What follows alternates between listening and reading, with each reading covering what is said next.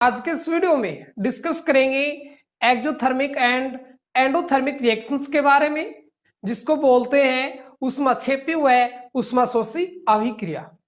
दोनों ही अभिक्रियाएं एग्जाम की दृष्टि से इंपॉर्टेंट हैं, तो ध्यान से देखना।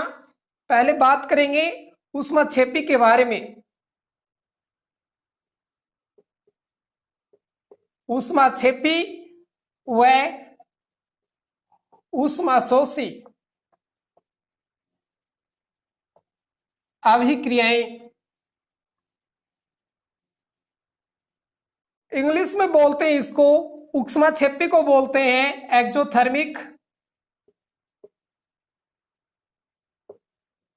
एंड ऊष्माशोषी को बोलते हैं एंडोथर्मिक।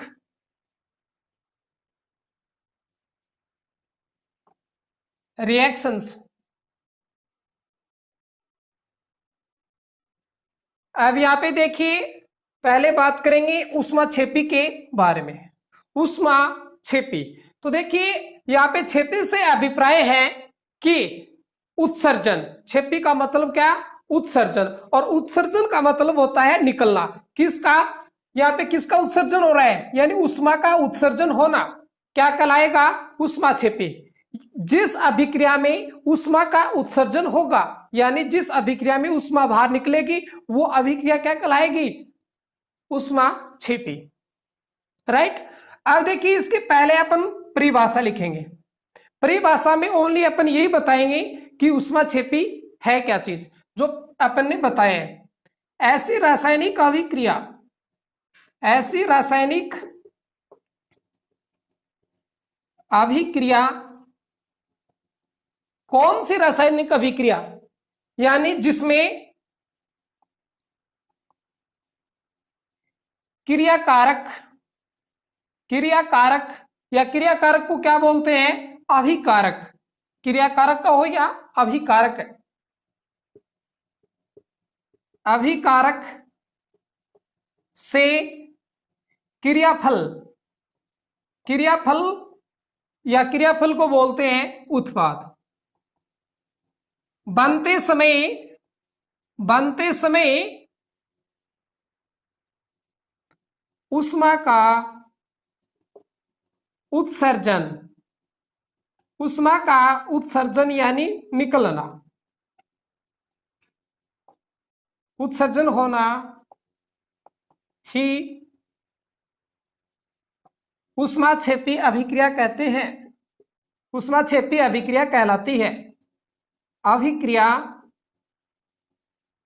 कहलाती है। ये परिभाषा हुई किसकी? ऊष्माक्षेपी। ऊष्माक्षेपी में ओनली आपको ये ध्यान रखना है कि ऊष्माक्षेपी अभिक्रिया जहां भी होगी तो वहां पे क्या निकलेगी? बाहर ऊष्मा निकलेगी। और ऊष्मा जहां पर बाहर निकलेगी वो अभिक्रिया क्या कहलाएगी? ऊष्माक्षेपी। अब बात करें इसके एग्जाम्पल की, तो इसको ध्यान से देखना। आपने कैल्शियम ऑक्साइड का नाम सुना होगा या पीछे पढ़ के भी आए हो। कैल्शियम ऑक्साइड की अभिक्रिया यदि किसके साथ करवाएं अपन? CaO, क्या बोलते हैं इसको? Calcium oxide. ये आपने लगभग बच्चों ने देखा है। कैल्शियम ऑक्साइड को बिना भुजा हुआ चूना भी कहते हैं, बिना भुजा हुआ चूना भी बोलते हैं। बताओ देखा है या नहीं देखा आपने? लगभग बच्चों ने देखा है। क्या होता है देखिए ध्यान से। कैल्शियम ऑक्साइड की अभिक्रिया किसके साथ करवाएंगे? H2O की। क्या बोलते हैं इसको? जल। अब आप में से आधे बच्चे ने सोचा होगा कि आपने बताया नहीं कि कैल्शियम ऑक्साइड क्या होता है। तो देखिए, यानी पहले घरों के तो क्या करते थे? पुताई करते थे, यानी उस पे रंग चढ़ाते थे बाहर, यानी प्लास्टर करते थे। तो किसका उपयोग करते थे? वो कैल्शियम ऑक्साइड का ही उपयोग करते थे। वैसे आप राजस्थान के बच्चे हो तो सभी जानते होंगे, यानी कली करना। क्या? कली करना। तो वो टुकड़े होते थे ना सफेद सफेद, जल में मिलाने से पहले, तो वो क्या होता है? Calcium oxide. यदि कैल्शियम ऑक्साइड में अपन क्या डाल दें? जल। ये देखो कैल्शियम ऑक्साइड ये क्या होता है? ठोस होता है, यानी चूने के रूप में होता है। और H2O क्या है, लिक्विड है। अब इसके अभिक्रिया करवाते हैं, यानी ये कैल्शियम ऑक्साइड है और कैल्शियम ऑक्साइड में क्या डालेंगे अपन, जल डालेंगे। जल डालने के पश्चात क्या बनता है, देखो कैल्शियम हाइड्रोक्साइड CaOH2 क्या बनता है, कैल्शियम हाइड्रोक्साइड, और साथ में क्या निकलती है बाहर, उष्मा। और जिस अभिक्रिया में उष्मा बाहर निकलेगी वो अभिक्रिया क्या कहलाएगी, उष्मा क्षेपी। अब देखिए उष्मा क्षेपी के अलावा भी ये दूसरी रिएक्शन है। कौन सी रिएक्शन है वो ध्यान में देखना है। देखो शुरुआत में ही अपने पढ़ा था किसके बारे में, संयोजन अभिक्रिया के बारे में, एडिशन रिएक्शन के बारे में। तो एडिशन रिएक्शन में अपने पढ़ा था कि ऐसी अभिक्रिया जिसमें दो या अधिक अभिकारक आपस में मिलकर एक एकल उत्पाद का निर्माण करते हैं, वो अभिक्रिया क्या कहलाएगी, संयोजन अभिक्रिया। तो यहाँ पे ऊष्मक्षेपी अभिक्रिया के साथ कौन सी अभिक्रिया है, संयोजन अभिक्रिया है, राइट। अब देखो इसमें कैसे उष्मा निकलती है बाहर वो देखना। जैसे कैल्शियम ऑक्साइड के टुकड़े होते हैं, तो अपने इसमें क्या करते हैं, एक कैल्शियम ऑक्साइड के टुकड़ों को अपन मिट्टी के पात्र के अंदर डाल देते हैं। ये क्या अपने पास मिट्टी का पात्र है, इसमें कैल्शियम ऑक्साइड के अपने टुकड़े डाल दिए। कैल्शियम ऑक्साइड के टुकड़े डालने के पश्चात इसमें अपन क्या मिलाते हैं, इसमें H2O ऐड करते हैं, यानी जल मिलाते हैं। मिलाने के पश्चात आप कुछ ही देर में देखते हैं कि जो ये भारी भाग है किसका, ये अपने जो भी पात्र लिया है वो अत्यंत तेजी के साथ क्या हो जाता है, गर्म हो जाता है। और यदि अपन इस बर्तन यानी पात्र के ऊपर हाथ रखते हैं तो वो गर्म हो जाता है। क्यों, क्योंकि उसमें से उष्मा क्या होती है, बाहर निकलती है। और इसमें जो अपने को विलयन प्राप्त होता है वो होता है कैल्शियम हाइड्रोक्साइड, जिसका अपन उपयोग करते हैं। तो इसमें कोई दिक्कत नहीं होगी।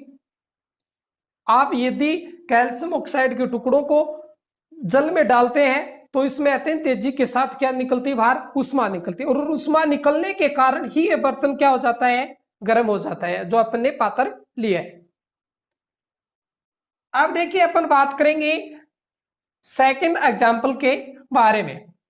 किसके बारे में, सेकंड एग्जाम्पल के बारे में। तो सेकंड एग्जाम्पल यदि अपने को अमोनिया का निर्माण करना है, किसका, अमोनिया का। तो देखिए अमोनिया के निर्माण करने के लिए अपन क्या करेंगे, नाइट्रोजन को काम में लेते हैं। किसको, नाइट्रोजन को। नाइट्रोजन की अभिक्रिया यदि अपन किसके साथ करवाएं, हाइड्रोजन के साथ, तो किसका निर्माण होगा, अमोनिया का। और अमोनिया का फॉर्मूला होता है NH3 और साथ में क्या निकलती है बाहर, उष्मा। जब इसका प्रैक्टिकल करते हैं अपन तो इसमें उष्मा अपने को बाहर निकलती हुई मिलेगी। समीकरण को संतुलित करें तो यहाँ पे नाइट्रोजन की संख्या 2 है और यहाँ पे नाइट्रोजन की संख्या कितनी है, 1 है। और इसको बराबर करने के लिए अपन क्या करेंगे, यहां से 2 से मल्टीप्लाई कर देंगे। क्यों, क्योंकि अभिकारक और उत्पाद की संख्या आपस में क्या हो जाए, बराबर। अब यहाँ पे हाइड्रोजन की संख्या कितनी है, यहाँ पे हाइड्रोजन की संख्या 2 है और यहाँ पे अपने पास हाइड्रोजन की संख्या कितनी है, 3 है। आपस में बराबर करने के लिए क्या किया जाए, तो यहाँ पे आपस में यदि अपन बराबर करेंगे किसको, समीकरण को, इक्वेशन को, तो इसको तो अपन 3 से मल्टीप्लाई कर देंगे और इसको अपन 2 से मल्टीप्लाई कर देंगे। तो यहाँ पे 6 और यहाँ पे 6, तो इसको किससे मल्टीप्लाई करें, 3 से। 3 2 जा 6 और यहाँ पे 3 2 जा 6, आपस में क्या है, बराबर। यदि आपस में परमाणुओं की संख्या बराबर है तो वो क्या कहलाएगा, समीकरण, संतुलित समीकरण। और इस समीकरण में क्या हो रही है, उष्मा बाहर निकल रही है। और दूसरी रिएक्शन कौन सी है, संयोजन अभिक्रिया। तो अपन कह सकते हैं कि उष्माक्षेपी अभिक्रिया, क्या कह सकते हैं, उष्माक्षेपी अभिक्रिया को अपन संयोजन अभिक्रिया भी कह सकते हैं। सेकंड अपनी अभिक्रिया है एंडोथर्मिक रिएक्शन। कौन सी है, एंडोथर्मिक रिएक्शन। एंडोथर्मिक रिएक्शन में क्या होता है,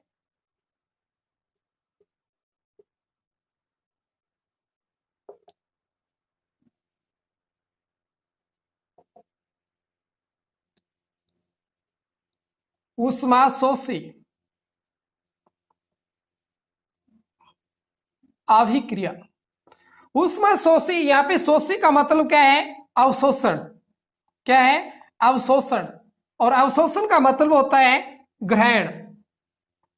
और किसका ग्रहण हो रहा है? उष्मा का। यानी जहां पे उष्मा का ग्रहण होगा, यानी उष्मा को अवशोषित किया जाएगा, वहां पे कौन सी अभिक्रिया होगी? उष्मा शोषी, जिसको अपन बोलते हैं एंडोथर्मिक रिएक्शन। यानी जिस अभिक्रिया को प्रारंभ करने के लिए हमें उष्मा की आवश्यकता होगी, और उसी अभिक्रिया को अपन क्या बोलेंगे? उष्मा शोषी। राइट, पहले लिख लेते हैं।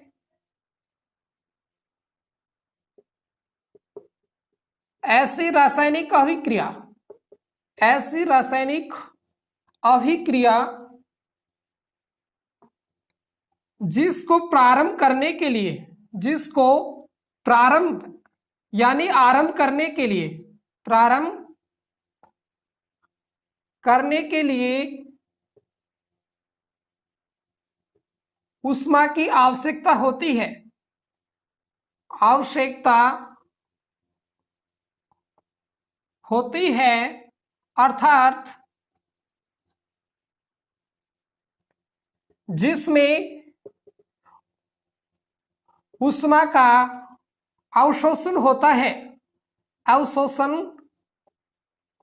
होता है, वह उष्माशोषी अभिक्रिया, उष्माशोषी अभिक्रिया कहलाती है, उष्माशोषी अभिक्रिया कहलाती है। ये हुई इसकी डेफिनेशन। अब इसके एग्जाम्पल के बारे में बात करेंगे।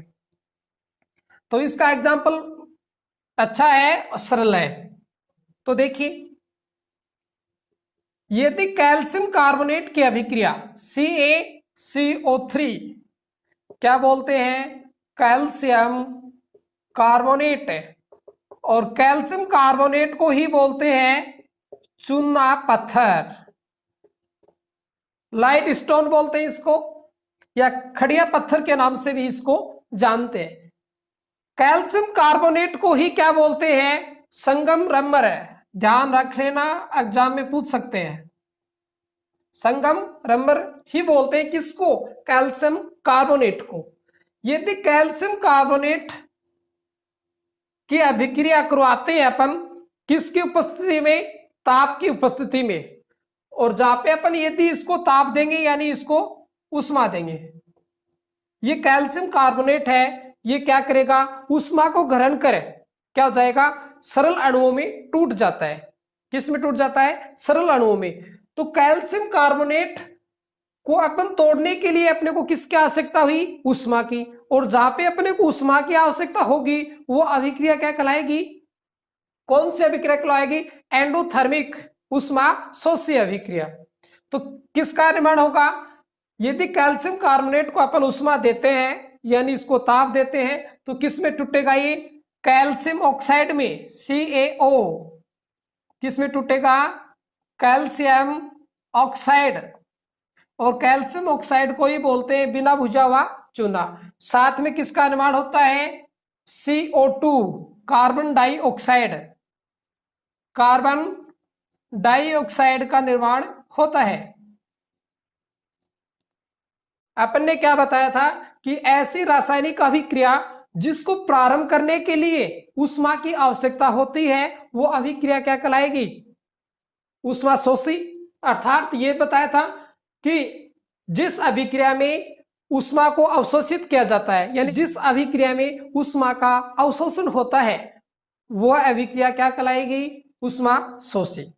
अब देखिए क्वेश्चन और है कि श्वसन है, ये उष्मा क्षेपी अभिक्रिया है या उष्मा शोषी?